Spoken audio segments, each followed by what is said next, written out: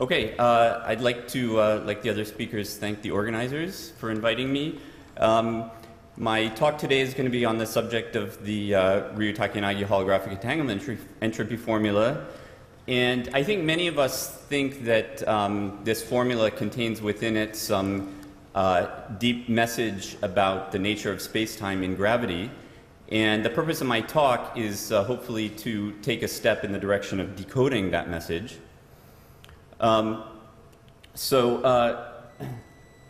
This is the outline. I'm going to start out by basically expressing some confusions, explaining some conceptual puzzles that have always troubled me about Ryu-Takenagi formula. And basically, they sort of can be summed up in this question, how should one think about the minimal surface? What's the role of the minimal surface? And in some sense, the question, the way that Juan posed it at the very end of his talk, where are the qubits? So what I'm going to do then is I'm going to actually propose a reformulation of Ryu-Takenagi, which I will argue in the third part of the talk actually resolves these conceptual puzzles.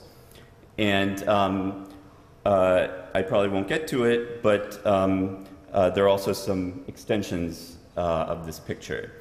And I think that this picture kind of points, the picture that I'm going to explain kind of points to a new way to think about the connection between geometry and information in gravity and the holographic principle. Okay, so I'm actually going to start with an important precursor to Ryu-Takenagi formula, namely the Bekenstein-Hawking formula. And if you ask this question, why is the entropy proportional to the horizon area? Well, one kind of obvious answer that pops into mind is simply that for some reason the bits which encode the microstate of the black hole, of which there are s, up to some factors of log 2 that I'm going to ignore in this talk, are actually distributed, are localized on the horizon at a density of 1 bit per 4 Planck areas.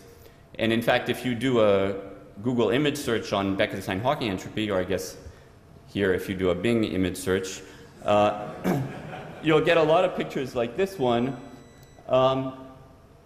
where you see these bits spread out on the horizon. Now, I think one of the most important conceptual lessons we learned from Ryu-Takenagi is that actually this relation between surface areas and entropies, which was discovered by Bekenstein and Hawking in the context of black holes, in fact has nothing to do with black holes. It was never about black holes or horizons or any of that. It's far more general than that.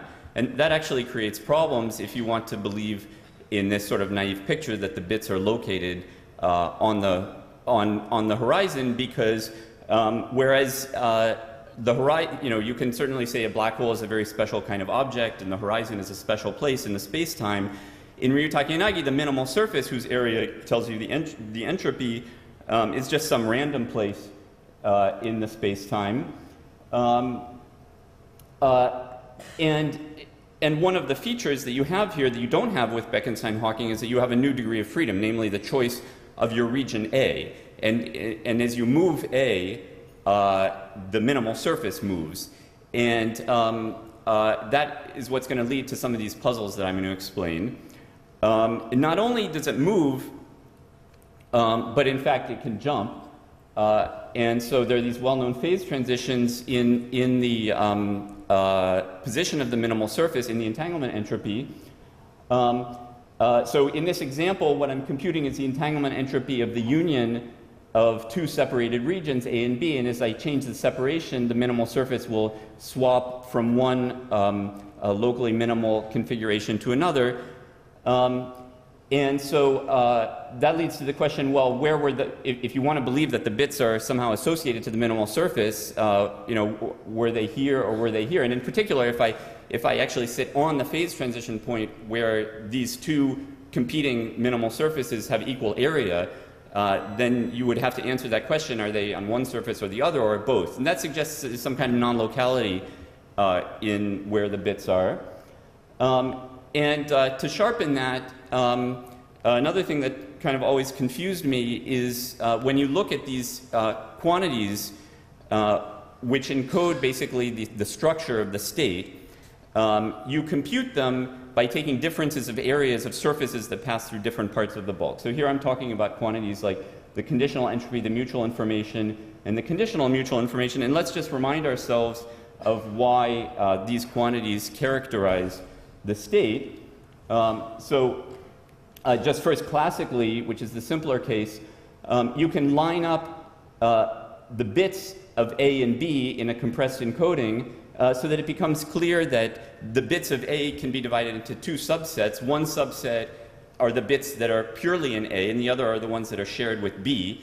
And the number in the first subset is the conditional entropy, and the number in the second subset is the mutual information. Now, quantum mechanically, you have entanglement, and things are more complicated. This is just sort of the simplest kind of thing that can happen, where you have maximally entangled pairs of qubits.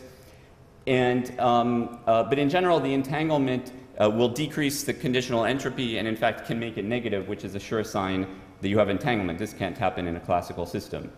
But the point I'm trying to make here is, so let's say we go back to Ryutake-Yanagi, and now we have a surface for A in one part of the space, a surface for B in another part, and the surface for A union B in some other part. And somehow the differences between the areas of these surfaces is supposed to tell me how many bits of A are purely in A and how many are shared with B. So again, that suggests some kind of non-locality. The conditional mutual information is just a more complicated one, which I'll come back to later. But roughly speaking, what it tells you is just like the mutual information tells you the amount of correlation between A and B, the conditional mutual information tells you the amount of correlation if you condition on the state of C. Okay. And then my third complaint about Ryutake-Yanagi, which is clearly related to the other one, is so we have this proof that it obeys this important strong subadditivity inequality, and the proof is fairly simple. For example, in this kind of simple setup, it basically reduces again to basically saying that this area plus this area is more than this area plus this area. So again, we're comparing areas of surfaces passing through different parts of the space and making a very simple argument that that difference is positive. So that's nice, but the thing that I've never understood, or that I've always found kind of unsatisfactory about this proof, is that while it tells us that Ryutake-Yanagi satisfies strong subadditivity, it doesn't really tell us why. And strong subadditivity actually has an information theoretic meaning. It has many information theoretic meanings. One of the simplest is just monotonicity of correlations, that A is more correlated with BC than it is just with C alone. Okay, and yet I've never been able to see a connection between that simple meaning of strong subadditivity and the proof that Ryutake-Yanagi obeys it. Okay, what I'm going to do next is I'm going to simply rewrite the formula in a new way. So I'm not going to change the formula at all. It's going to be exactly the same formula as before, just rewritten in a new way. And I think you'll see that once you rewrite it in this new way, then these confusions just kind of melt away. And the basic thing I'm going to do is I'm going to just eliminate the minimal surface. So in the new way of writing, the minimal surface won't appear. In fact, there will be no surface areas. Okay, and in fact, I'm just going to deny that there is any deep or fundamental connection between surface areas and entropies in gravity. The connection that there is just going to be a derived or sort of circumstantial one. And I hope that this new picture, this new version of Ryutake-Yanagi will suggest a new way to think about, as I said before, the connection between space-time geometry and information, and about the holographic principle. To do that, I'm going to need a simple theorem from differential geometry. Actually, this theorem is originally from network theory, and it's one of these statements about minimal surfaces, which is pretty easy to convince yourself that it's true, but very hard to prove. And I'm not going to bother with that part. I'm just going to state it.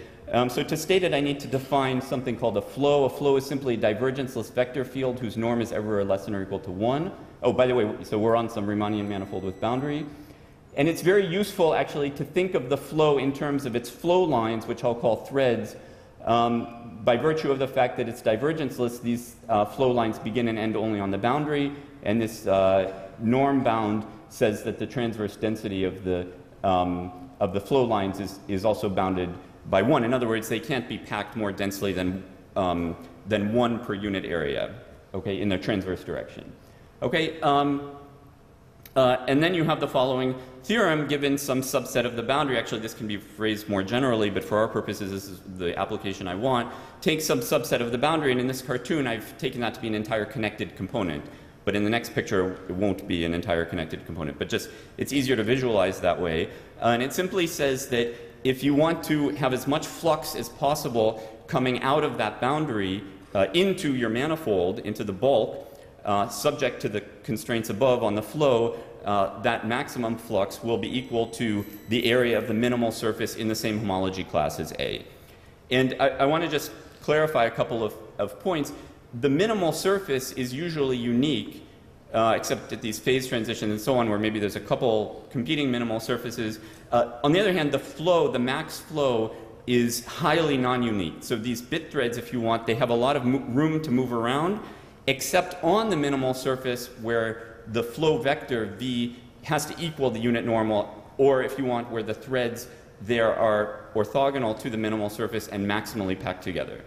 Okay? Elsewhere, they're very floppy.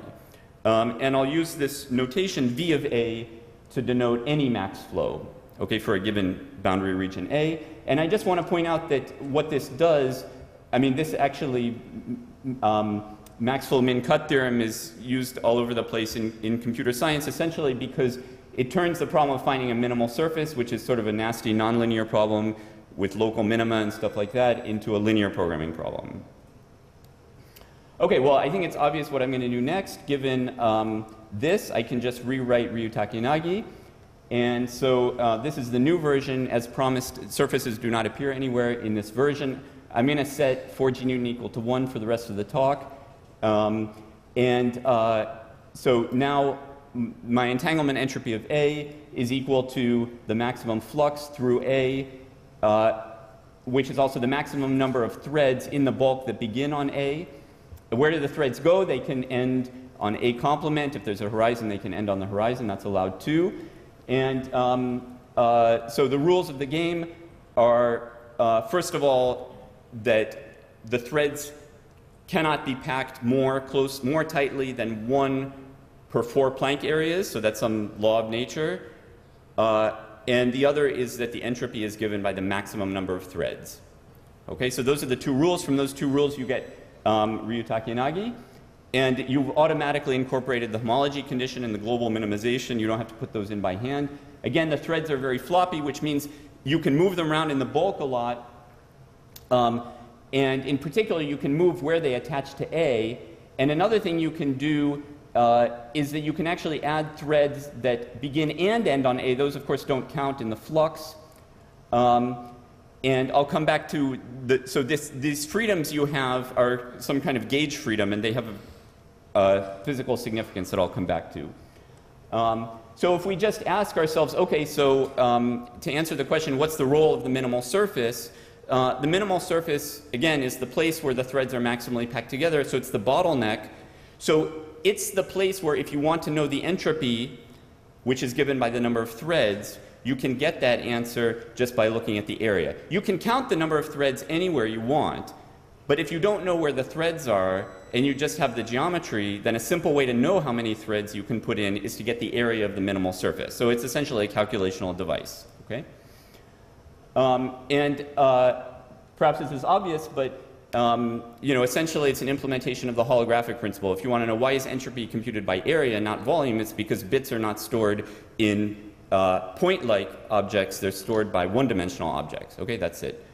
And now just, what replaces, so if we get back to the black hole case that I started with, what replaces this picture I found on Google image search? It's this one, where essentially, again, the horizon is the bottleneck, so that's where the threads are maximally packed together, but they're not located, the threads are not located on the horizon, okay? They're delocalized, which is what we wanted. And so my claim is that now this kind of delocalization is what solves the conceptual problems that I posed before. And so let's see how that works. Well, the first one is very easy, that you can easily show that even when the minimal surface jumps, when you have one of these phase transitions, the thread configuration is continuous. So if I change the region A, my thread configuration will change. It will always change continuously if I change A continuously. Now, the other ones had to do with having multiple regions. So let's just do 2 regions. And here, you have to understand that depending on what you're computing, you have different thread configurations. So if you're computing the entropy of A, you maximize the flux through A. If you're computing the entropy of A union B, you maximize the flux through A union B. You can't always maximize the flux through A and B, but you can show that you can always maximize it through A and A union B. That's the I'll call that the nesting property. Or, of course, you can maximize it through B and A union B. Okay? So a flow that maximizes the flux through A and A union B, I'll call V of A comma B. So if you want your first maximizing on A, and then within the ones that maximize on A, you maximize on B.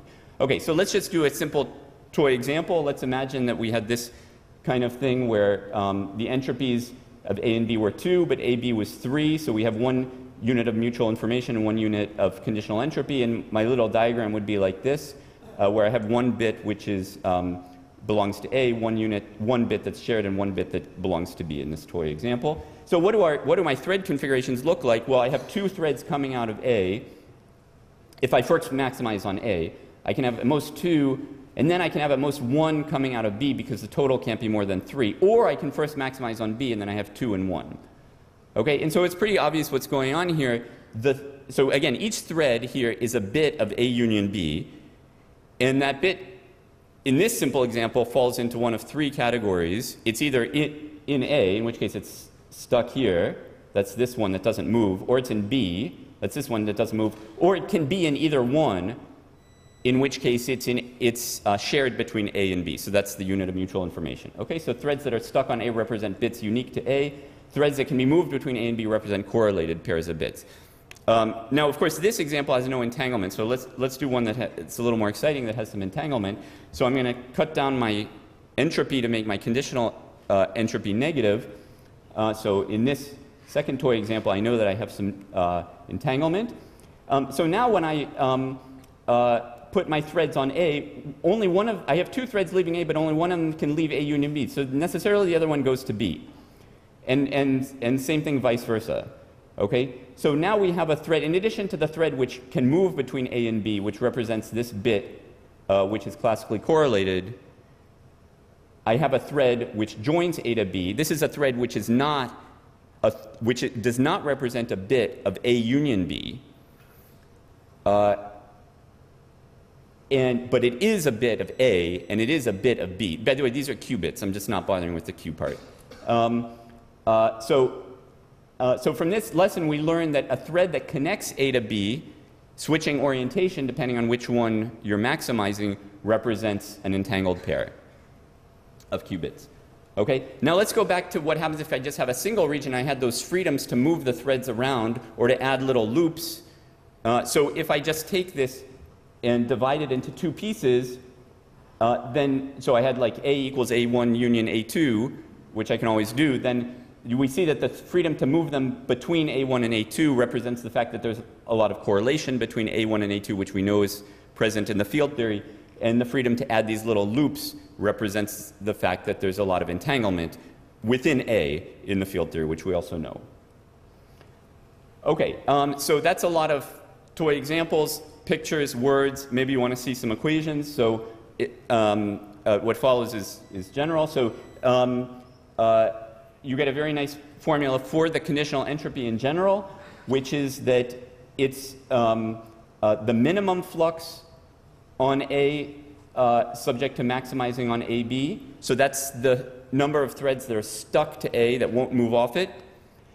And the mutual information is the difference between that maximum and between the maximum, which is the entropy of A, and that minimum, which is also, so the difference between what happened to the flux between the maximum and the minimum, because I haven't changed the flux on AB, it must have gone to B. So that's the same as the flux that I can move between A and B. And again, that consists both of threads that leave A union B that I can move between them, and threads connecting A to B that switch orientation.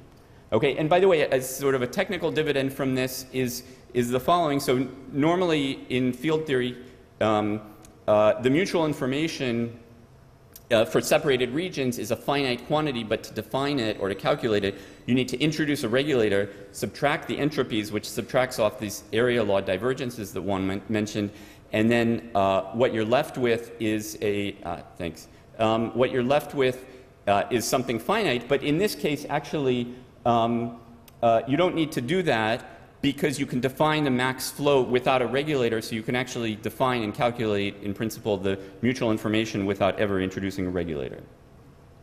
Okay. So, and then finally, the conditional mutual information is the amount of flux that you can move. So don't worry, well, there's a lot of different ways of writing the mutual information in terms of other quantities. It's the amount of flux you can move between A and B, maximizing on C and ABC. So that's the equivalent here of this conditioning on C. And I just proved strong subadditivity because that has to be a positive quantity. And so we get a very simple proof of strong subadditivity. And the important point here is not the simplicity of the proof, but the fact that the connection to the information theoretic meaning of strong subadditivity, I think, is pretty clear. Okay? And that's the point I've been trying to make also about these other quantities. So that's what we're gaining from this picture. Now, one thing we don't have and that we really want is the information theoretic meaning of some of these special properties of holographic entanglement entropy, which include, for example, this monogamy of mutual information inequality, which we know to be true. We can prove it using the minimal surface prescription, but we don't really know what it is implying about the special properties in any conceptual sense of holographic states.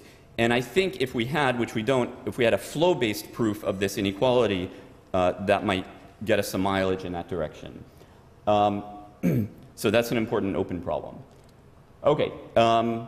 Apparently I have time to talk about extensions, at least a few of them. So I have 3 extensions here to talk about. So first, just very briefly, emergent geometry. So given a metric, that implies a set of allowed thread configurations, but you can also take a set of allowed thread configurations on some manifold that doesn't have a metric, and you can, from that, derive a metric.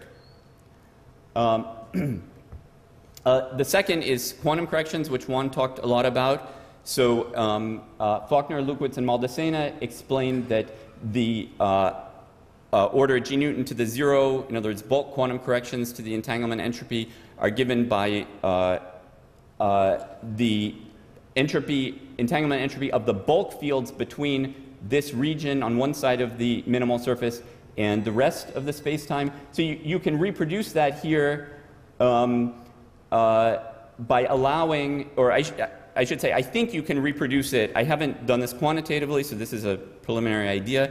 I think it can be reproduced essentially by allowing the threads to jump. In other words, you don't insist that they be continuous in the bulk. You allow them to jump where the number that are allowed to jump from one part of the bulk to another is determined by that bulk entanglement entropy. And then when you go to maximize the number, you'll get some that kind of tunnel through the minimal surface, and that'll, I think, reproduce this, this formula. Or you can think of them as kind of traveling through some kind of microscopic wormhole. So this is basically a concrete version of the ER equals EPR proposal. And then finally, covariant bit thread. So everything so far has been just original Ryu-Takenagi. We need a covariant version. And actually, it's very beautiful how it works out. So the covariant version of Ryu-Takenagi is, instead of a minimal surface, you look for an extremal space-like surface in the bulk. And among the extremal ones, you find the minimum one, if there's multiple ones. And so what we need is a Lorentzian version of the Max-Flow min-cut theorem. This is not something you can just look up in some computer science textbook. And so we had to invent it. And it works out like this. It's very beautiful. So again, we have a vector field now in the full Lorentzian spacetime, again, divergenceless. We have to add this rule because there might be like a black hole singularity in our spacetime. The flux is not allowed to go in or out of the singularity, so those are not considered boundaries the way the conformal boundary of the spacetime is considered, where the flux obviously can enter and leave. And now we need something that replaces this, this norm bound. And what replaces it here is an integrated norm bound. So given any time-like curve, the integral of the norm of V, or rather the orthogonal projection of V, is less than or equal to 1. So in words, basically any observer counting threads through their lifetime adds up the total number of threads in their lifetime to be no more than 1 per 4 Planck areas. Okay, I don't have a good intuitive reason. This is just the rule that works, the rule that gives you the right answer. So now obviously we want to reverse engineer the meaning of this rule. And then you can prove, given these rules, this version of max flow min cut, that the max flow will be equal to the area of the, the max flow through what? I didn't say. The max flow not through A, but through the boundary causal domain of A, is equal to the area of the extremal surface, and actually is equal to the area of the minimal extremal surface. Just like for the original Ryuta-Yanagi, this turns the problem of finding that minimal extremal surface into a linear programming problem, which I think might be practically useful. Okay, so this is version 2.0 of HRT. And how did it work? How did that theorem work? How could the threads possibly know what the area of the minimal surface is? Well, it's quite nice, actually. So in trying to get as many threads into the bulk as possible, leaving the causal domain of A, what you're going to do, there's no rule that says that the threads have to stay inside the entanglement wedge, but they will choose to stay inside the entanglement wedge because you can show that is how they will maximize the total number. So what they're going to do is they're going to stay confined to the entanglement wedge and then squeeze out through the extremal surface. And the number of them that's allowed will be equal to the area of that extremal surface, again, the minimal extremal surface. So this prescription actually finds the entanglement wedge and it finds the HRT surface. And here again you have a lot of gauge freedom, and now the gauge freedom is not just in the spatial directions, but also you can move the threads up and down the time direction. And in particular you can choose to, if you want, to put them all on a single Cauchy slice, in which case what you're doing is you're recovering Aaron Wall's Maximin version of HRT. Okay? But you don't have to do that. You could alternatively spread them out in time. Okay? And I think, you know, so given that this works, so this is the covariant version of bit threads, it would be nice to use it to derive some kind of deeper understanding of what's going on with the connection between information and geometry in this sort of covariant setting. Thank you.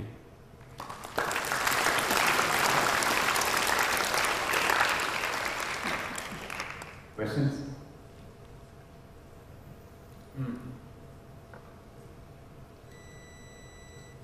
In the time-dependent case, did you consider trying to use a bivector instead of the vector field base, or equivalently a dual two-form? We spent about a year considering it before we suddenly hit on the idea of just using a vector. Indeed, we wanted it to be a two-form with a leg in the time direction. And what we came up against is this problem that that's too global. I mean, we want to make it non-local, but that's actually too global because it knows everything about, if you want it to be divergenceless, you know, essentially you can think of it as being like sheets, like world sheets. And they continue forever, so they know everything about the future and the past of your space-time, and so it didn't work.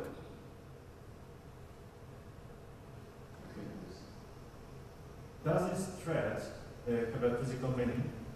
Where is this disembodied voice? Oh, yes. Yeah, I'm here. Does this thread have a physical meaning, or is it an abstract concept that that is useful for calculations, and have all these demanded properties? Well, they're not physical objects in the way that a brain or a string is a physical object. But I think they are some kind of you know, somehow a space-time in gravity is a representation of some state holographically. And this is like a step in translating between the geometry and the state. Is the thread configuration, or more precisely, the set of allowed thread configurations for a given geometry, is a way of decoding that geometry when trying to rewrite it as a state. That's how I would say it. But you shouldn't think of, they are not objects like a string or a brain or a particle is an object. Okay, thanks.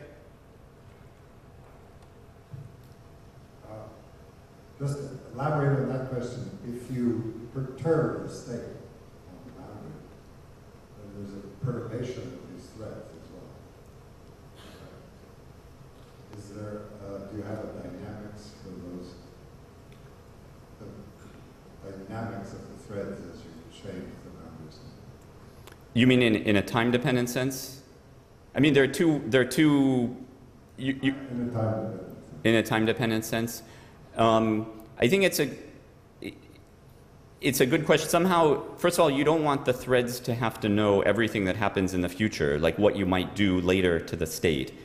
So if you have some happy thread configuration which obeys these constraints, and then later you do something to the state, it should still be okay. We know that property holds for the entropy, so we know that it holds for the actual area of the HRT surface.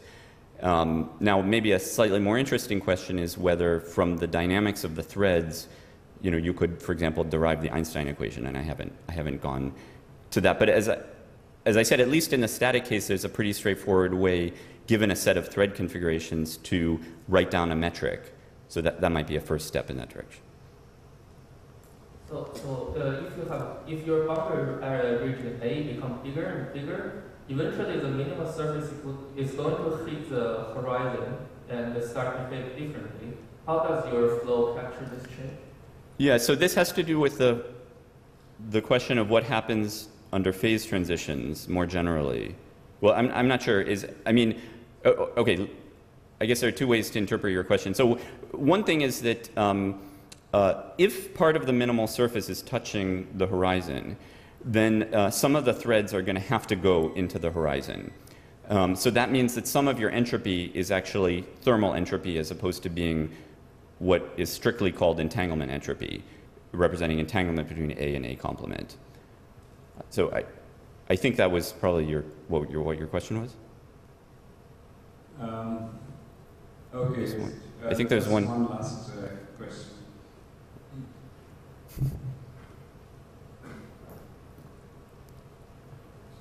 If you consider this perturbed situation, let's say with a time-dependent perturbation, for example, a fluctuating horizon, would this type of picture match the entropy curve you would get from the hydrodynamics? It's an interesting question.